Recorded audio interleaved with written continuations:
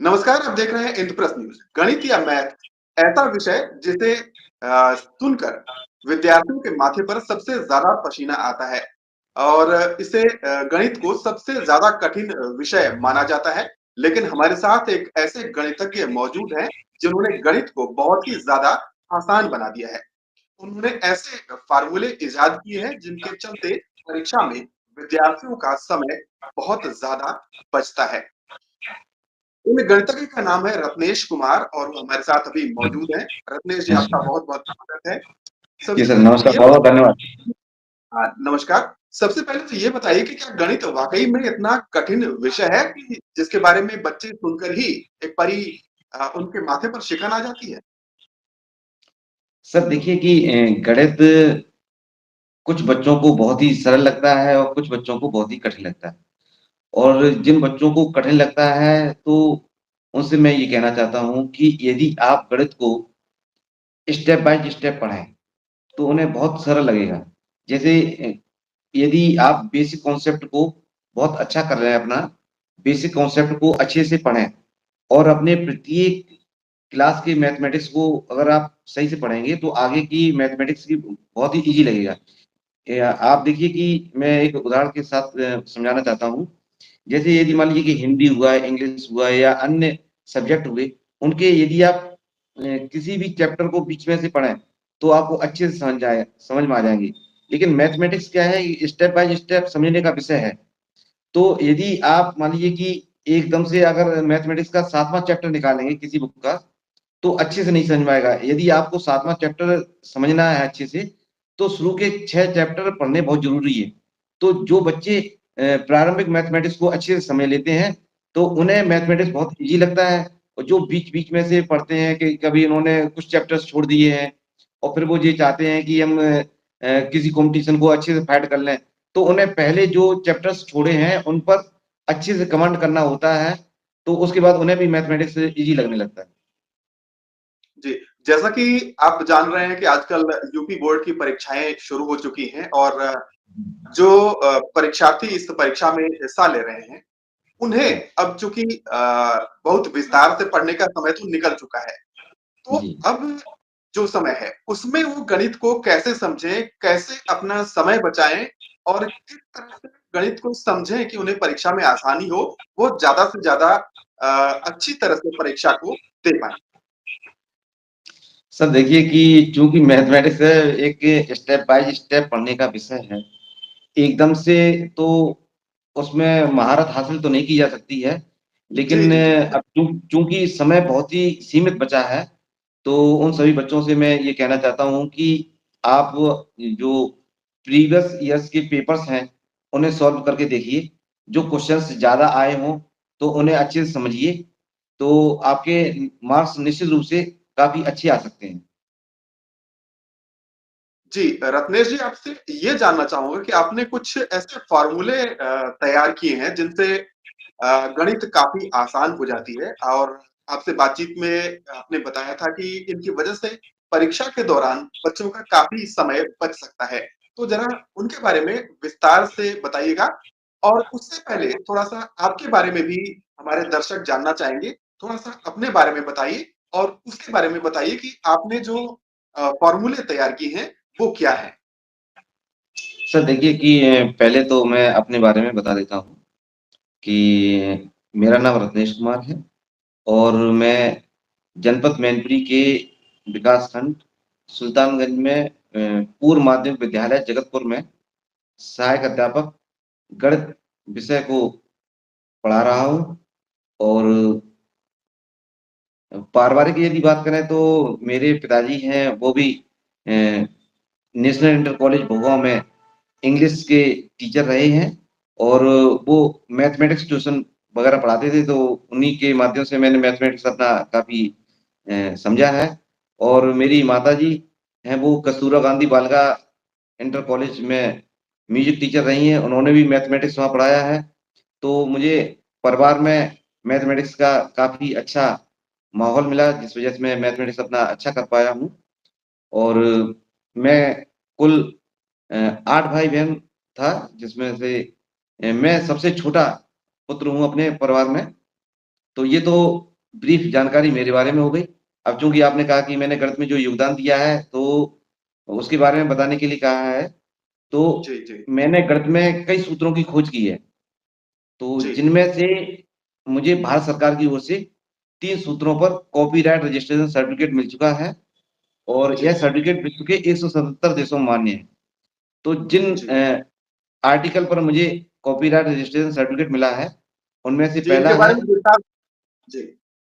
उनमें से पहला है विभाज्यता का महासूत्र एवं दशक नियम, दूसरा है विभाज्यता का तीव्रतम महासूत्र और तीसरा है प्लस माइनस n अपॉन 0 का मान।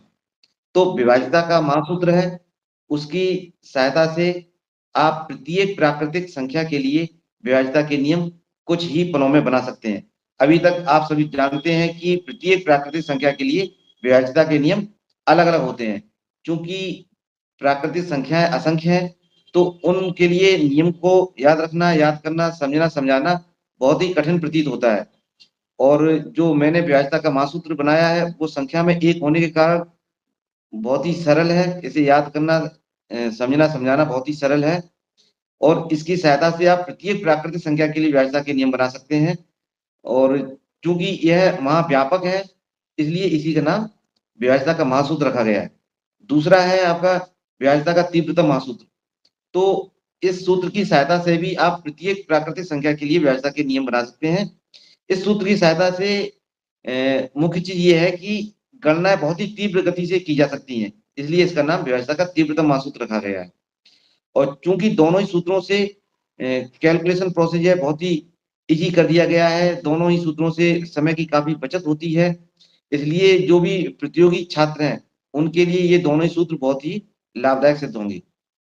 और तीसरा सूत्र है विभाज्यता का तीसरा सूत्र है प्लस माइनस n अपॉन 0 का मान।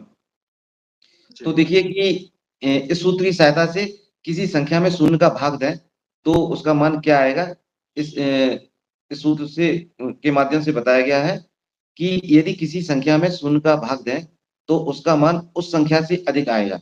जैसे मान लीजिए आप 5 में शून्य का भाग देना चाहते हैं, तो इसका मान 5 से अधिक आएगा। 6 में शून्य का भाग देना चाहते हैं, तो इसका मान 6 से अधिक आएगा। यदि हम प्राचीन काल की बात करें तो भारत में एक महान गणितज्ञ हुए भास्कराचार्य द्वितीय, तो उन्होंने बताया था कि यदि किसी संख्या में शून्य का भाग दें तो उसका मान अनंत आता है। चूँकि अनंत भी अभी तक अपरिभाषित है और इसलिए जितने भी ऑथेंटिक बुक्स हैं, तो उसमें ये लिखा हुआ है कि किसी भी संख्या में शून्य का भाग अपरिभाषित है।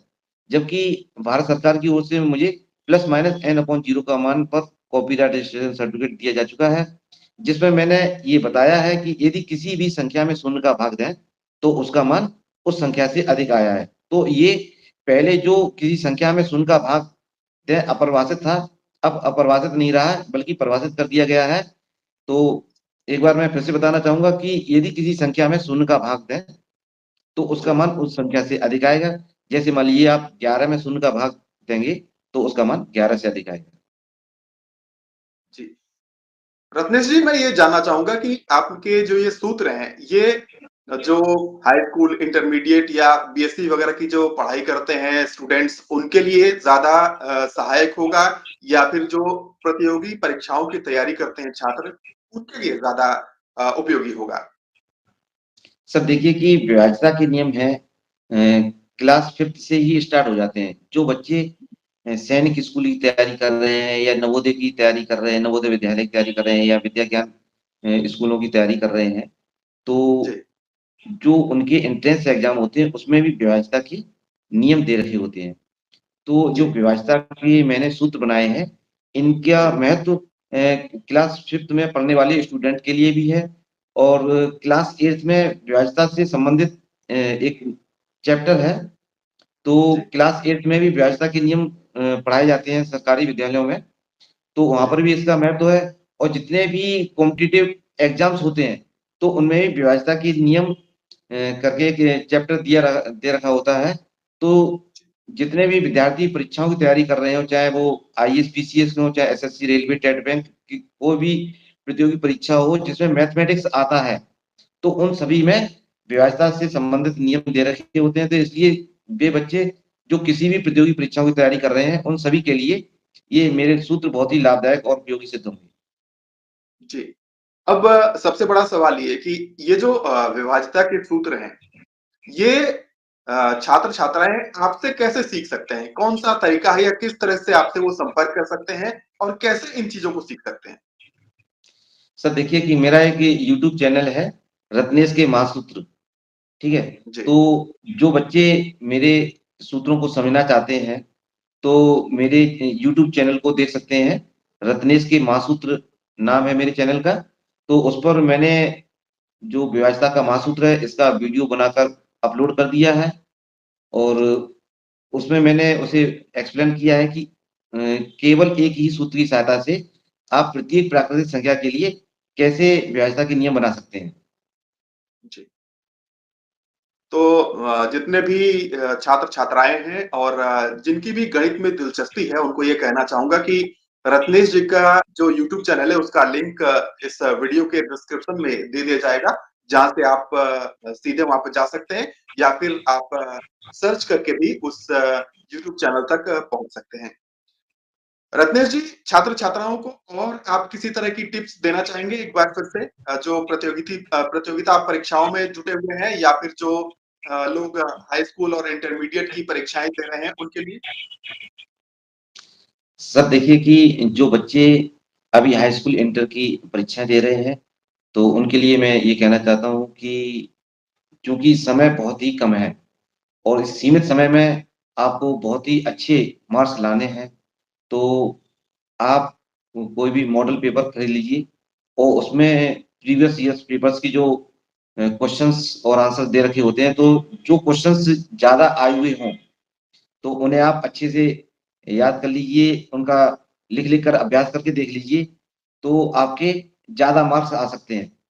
और जिन प्रश्नों में कहीं पर अगर चित्र बन सकता है, तो वहाँ पर आप चित्र ज़रूर बनाइए। हेडिंग को आप ब्लैक पेन से डालिए या अंडरलाइन 2 बार कर दीजिए। राइटिंग पर विशेष ध्यान दीजिए। इन छोटी-छोटी बातों को यदि आप ध्यान रखेंगे, तो मार्क्स आपके अपेक्षाकृत अधिक आ सकते हैं। और जो बच्चे देखिए कि प्रतियोगी परीक्षाओं की तैयारी कर रहे हैं, तो प्रतियोगी परीक्षाएँ तो हर वर्ष होती हैं और एक वर्ष में कई एग्ज़ाम होते रहते हैं, तो इसलिए आप कोई भी शॉर्ट मेथड के चक्कर में आप ना पड़ें।